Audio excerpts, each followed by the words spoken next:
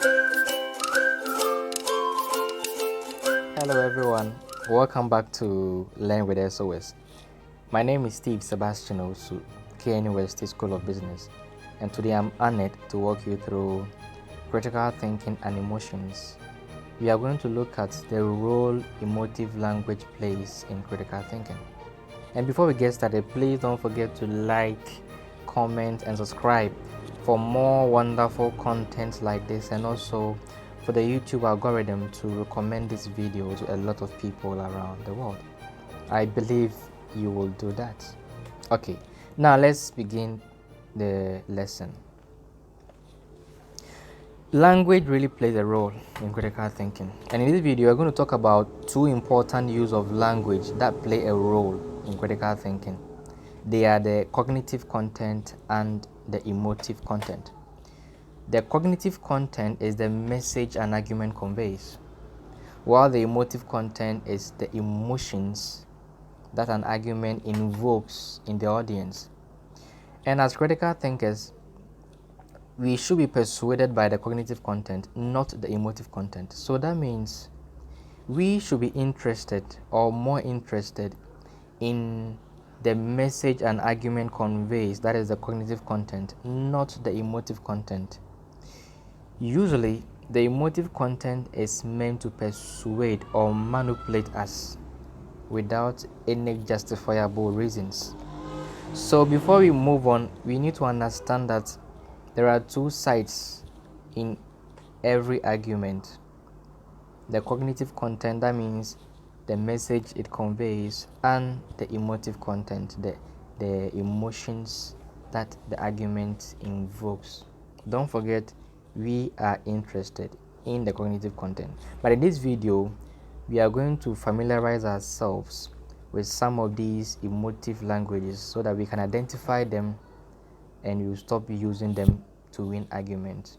And also, if our opponent or any arguer tries to use them, we will know how to counter those arguments.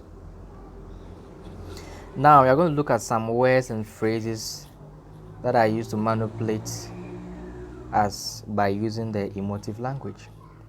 Now there is a group of words called slanters. Slanters are words or phrases that are used to manipulate by using the emotive language. And usually they are used to affect people, that means you and I, without offering reasons for their positions. Now the first slanter that I want to talk about is called euphemism. Those of us who did literature in senior high, almost all of us did literature, not so, yeah, we've come across this word before. Euphemism is a positive or a pleasant way of saying something unpleasant. So you can call it a positive synonym for a neutral term. An example is euthanize. Euthanize is a medical term.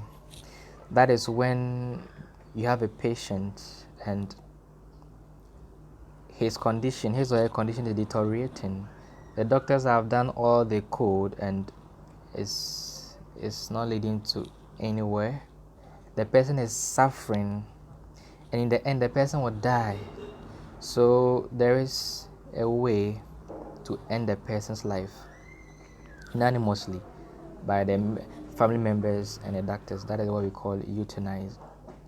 It's very sad when you have a sibling, a mother, a father, or any loved person that looking at the condition, the only possible thing to do to help the person is to end the person's life. So sad. I hope it doesn't happen to any one of us.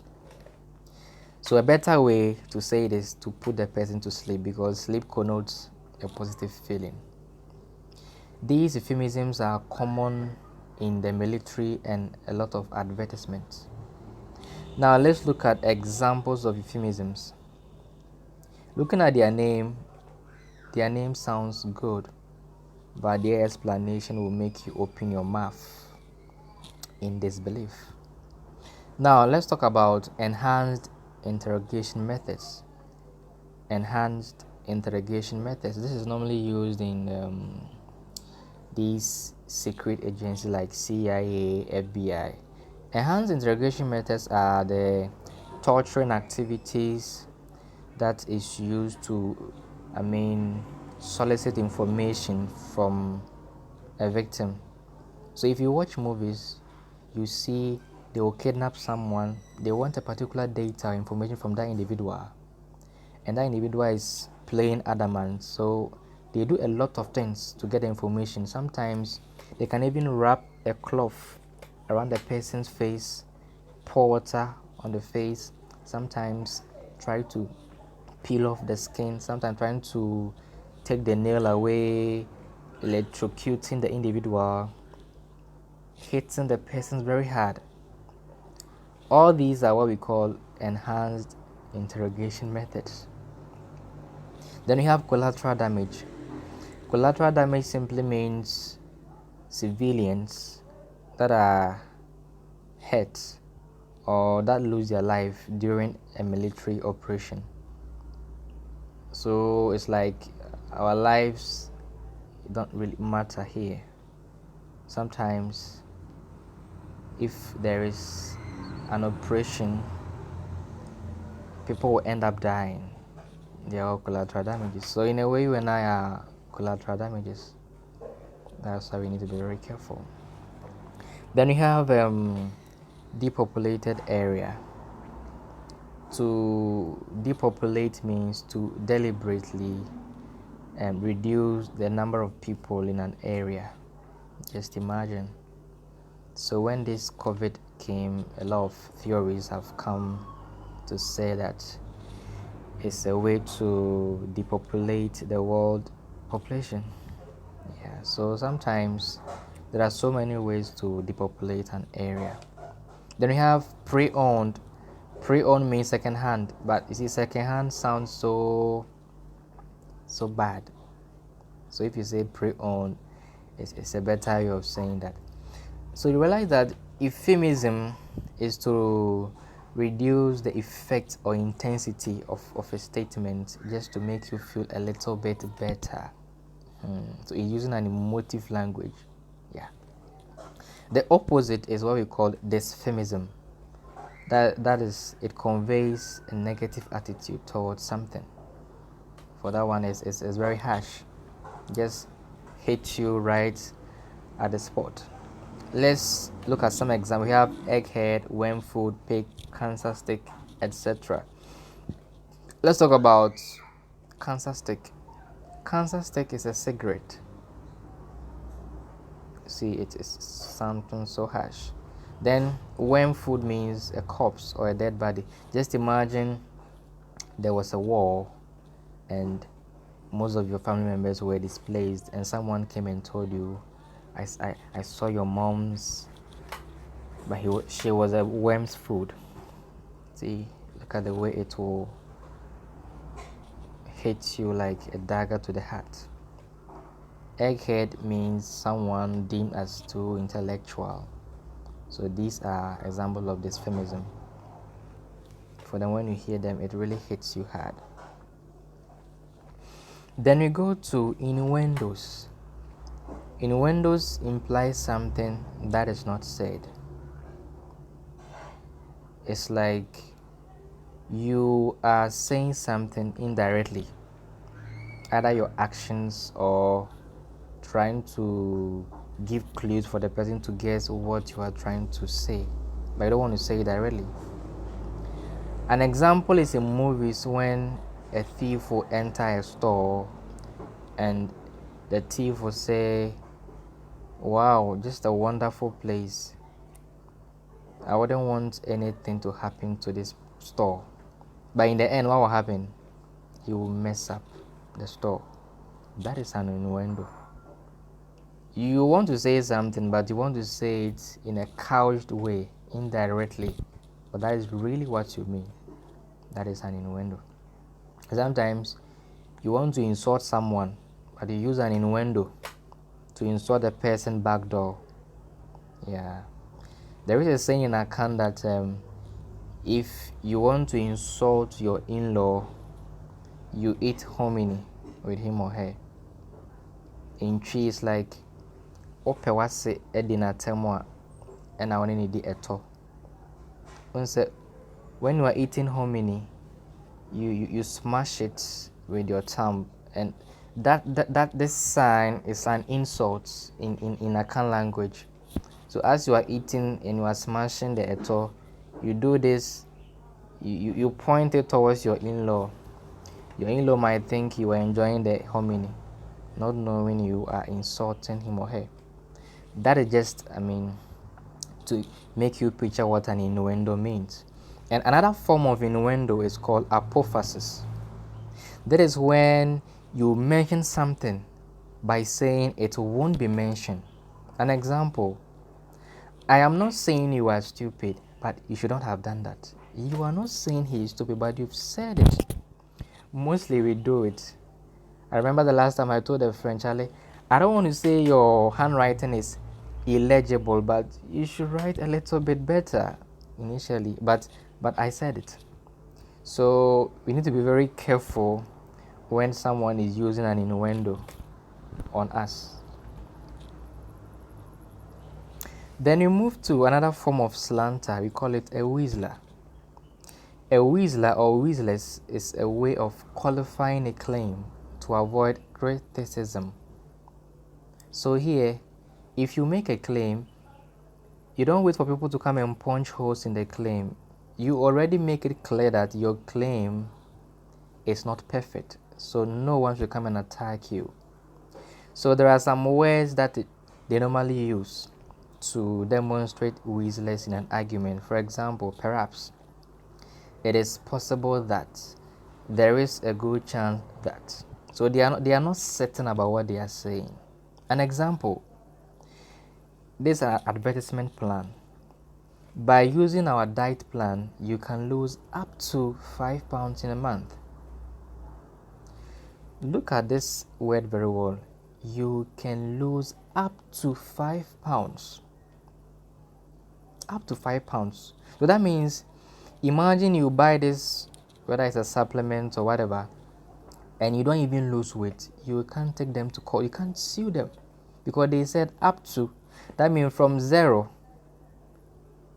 to 5. So anything below 5 is accepted, even if you don't lose weight.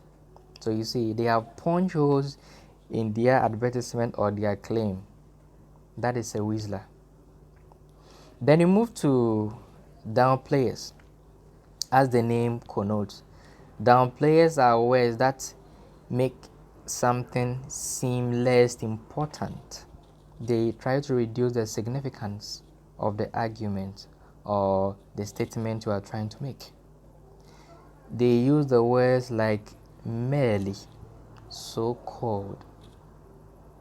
For example, we are in an argument, you give a claim and your opponent said, that is merely your opinion. That means he has downgraded your argument or your opinion. Your so-called wife, your so-called uncle, these so-called pastors. Please don't take it personal, it's an example. So those are downplayers, yeah. We use them to reduce the significance of the argument. So if someone used merely for your argument you made, know that the person is trying to downplay you, trying to manipulate you emotionally. You need to stand your grounds and give reason to support the claim you are making. Then another form of slanter is what we call proof surrogate. With proof surrogate, they offer no real support, but just claim that support exists. They will just say generally that a support exists, but they can't give the specific support that exists.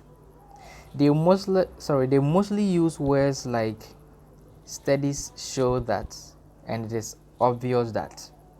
For example, studies shows that women like men who are 6 years older or more. Studies shows that, but what studies shows that? It was conducted where? And what percentage of women said they like men who are 6 years older or more? So it's like they just say it and the rest is for you to go and find out what particular study shows that, what are the statistics. That is proof surrogate. You should be wary of that. Then we have hyperbole, which is also a common literature word or literary word. That is an inappropriate or extreme exaggeration of something. Example, I hope you will disagree with this statement. Taking a critical thinking course is the most exciting thing you can do in your whole life. Ebe. How can this be true, brothers and sisters? Some of us, even when we hear the course critical thinking, we start nauseating and vomiting, running away. So if someone says critical thinking is the most exciting thing you can do in your life, hey, that one is an inappropriate form of exaggeration. Party is there. That is also nice. You can watch movies. So you need to be very careful when we are exaggerating. Sometimes when we exaggerate too much, we try to even let the audience know our weaknesses.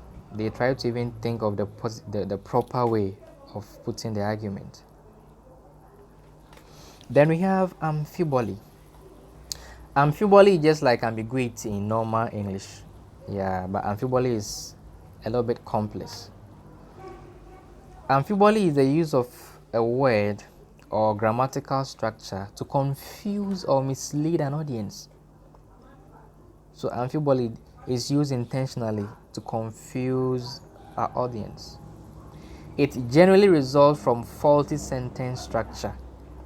So it's about how you structure the sentence, the order of the subject, the objects, the pronouns, you twist them and so that you distort the meaning. And they are mostly recognized in newspapers headlines and a lot of advertisements. That's why mostly we have every reason to doubt some of these advertisements. Now, let's look at an example of amphiboles. Killer sentenced to die for second time in 10 years. If you read it, you need to think it, or you need to think about it twice, or even more than that. The killer sentenced to die for second time in 10 years. So that means this is his second death. It doesn't make sense in reality.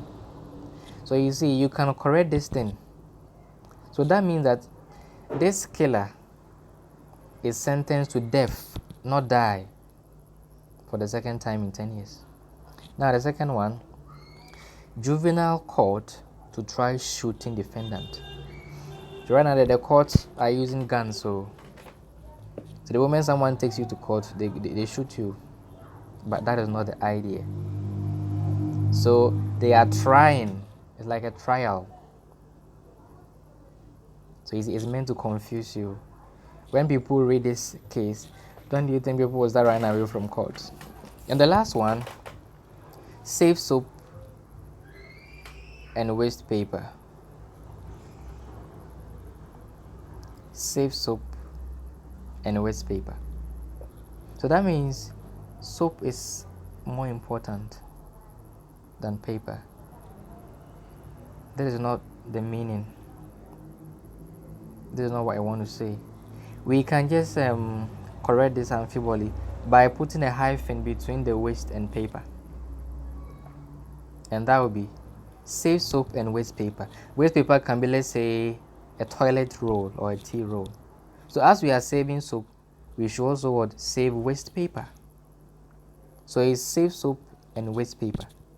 So these are few of the more examples of amphiboles that are meant to, confuse us. So sometimes we need to change sometimes it's just a comma or a hyphen, just a mark to make the meaning become more clearer. Then the last form of slant I want to talk about is what we call an accent. Accent is a counterpart of amphibole, arising when a statement can bear distinct meaning depending on the word which is stressed, and even when it is written, you are not aware which word is emphasized. So accent simply means when there is a statement or an argument or a claim. Each word you stress or you put a lot of force on will give the same statement a different meaning. That's why, as we are speaking, we need to be very careful which words we stress, which words we put much emphasis on, because every word you put much emphasis on gives the statement a different meaning. And let's look at this example. You see, it's the same statement, but we have stressed different words here. The first one, the stressed words are italicized and bolded here. I don't really love you now. So the stressed word is really. So if someone tells you and stress that really, hey, my friend, I don't really love you now. So that means the person doesn't love you from the heart. It's not real. So the love was a way to get to you or to get something from you. So I don't really love you. So my love for you is not from the bottom of my heart. Maybe from my stomach. It's not real. You understand? Good. The second one, they have stressed you. I don't really love you now. So that means he doesn't love you. You are not loved. So you need to move away. Maybe it's someone else, because the problem is you. The last one, they have stressed the word now.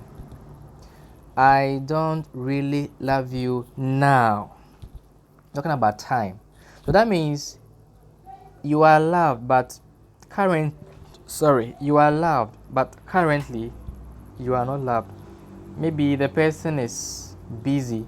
There is a circumstance around the person that is making the person not loving you at that moment. Maybe you'll be loved later. So you see, the same statement, but the moment we put or place emphasis on different words, it would change the meaning. It changes the meaning of the statement. So you need to be very careful.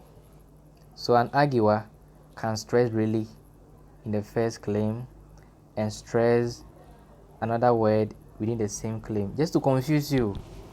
So the ability to identify these slanters goes a long way to help you identify some of these emotive languages or emotive words. Now we end the video with an assignment on accent. There are two statements here with different words stressed. The first one, we should not speak ill of our friends. The stressed word is ill. And the last one, we should not speak ill of our friends. We have stressed friends. Check the description box. You see my number there. WhatsApp me and let's discuss our answers. I'll be glad if you let me know how you will interpret these statements based on the words that are stressed. Alright, so thank you, great minds, and let's change the world. Till then, see you when I see you. Bye bye.